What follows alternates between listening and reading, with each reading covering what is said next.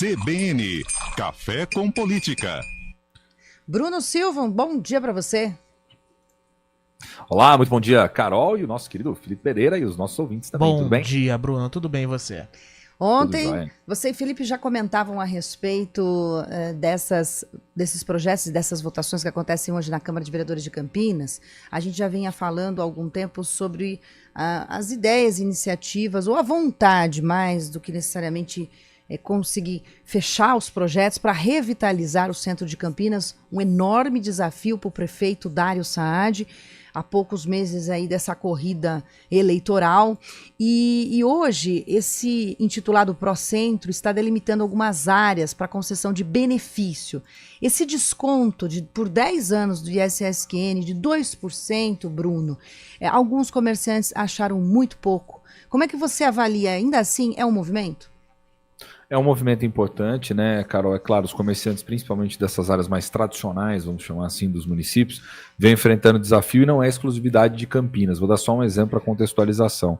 Em Ribeirão Preto, por exemplo, há um debate muito intenso também por parte de lá dos vereadores, né? Pensando ali em descontos de IPTU, em formas de gerar incentivo ou para onde tentar correr, vamos dizer assim, a fim de tentar dar algum tipo de estímulo aos comerciantes que geram principalmente emprego em todas essas regiões. Então eu penso que assim, é um movimento importante, mas os comerciantes têm uma certa razão de dizer que é insuficiente diante dos gastos, insuficiente diante da necessidade que se tem ali de ter um estímulo um pouco melhor, né, Carol? Até porque vamos nos lembrar que muitos desses comércios de rua, né, foram comércios que não só nos últimos anos agora, em função da pandemia. A pandemia só agravou, mas são comércios que vêm enfrentando desafios expressivos, principalmente frente ao fortalecimento dos chamados shopping centers, né? Então há uma lógica de mudança, de transformação nas cidades que já está em curso aí faz algumas décadas e que, na verdade, na pandemia acelerou ainda mais esse processo, porque aí você tem um outro desafio, que é o fato de que as pessoas hoje compram muito mais de casa, né, Carol? E aí isso faz com que esses comerciantes, até para se tornarem competitivos frente a essas grandes empresas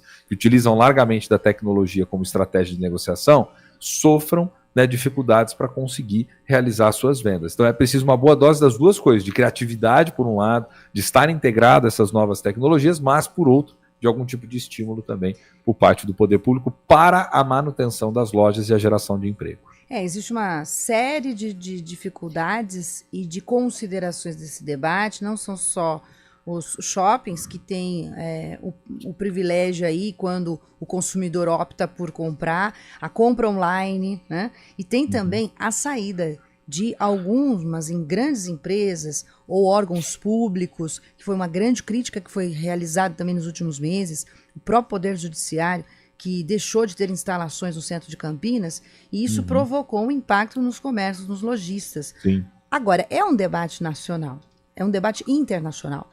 Alguns centros de grandes países aí, de países que têm dinheiro para investir, mesmo revitalizando o centro todo, tiveram que trabalhar numa integração com outras secretarias, como a de turismo, para poder fomentar, para poder ter movimento. Porque hoje também a vida mudou. Não é isso, Bruno? O perfil do cidadão mudou e a gente não tem mais aquela relação direta, como os saudosistas ouvintes nossos aqui comentavam a respeito do centro de Campinas, que tinham as grandes lojas, e era um luxo passear pelo centro da cidade. Pois é.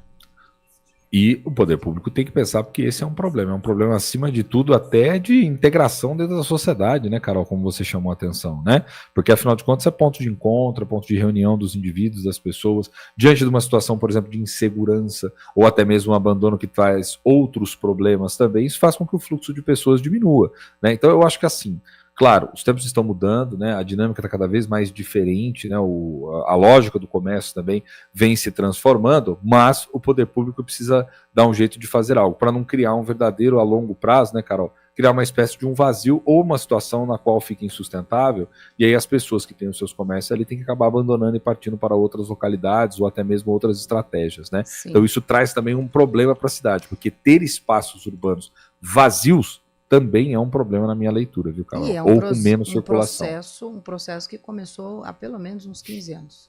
Bom, Pelo só menos. para ressaltar aqui, esse projeto, se aprovado, deve beneficiar 230 empresas instaladas numa região específica, tem ali a lista das cidades, e são 83 atividades que podem ser contempladas. Também não é para todos. Amanhã a gente volta a comentar esse assunto, porque ainda vai ser votado lá na Câmara, né, Felipe? É isso, a sessão da Câmara hoje à noite, que é hoje, na verdade, né? Porque ontem eu falei pro Bruno que era ontem.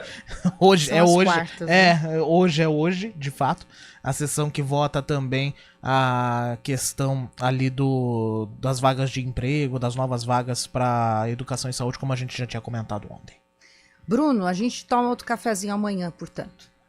Combinadíssimo. Carol, Felipe, forte abraço para vocês. E só lembrando, um dos critérios do próprio projeto de lei é a questão da geração do emprego, viu, Carol? Tem que gerar emprego, tá certo. Exato. Obrigada, viu? Valeu, Até Bruno. amanhã. Valeu, gente. Até mais. EPTV é notícia na CBN.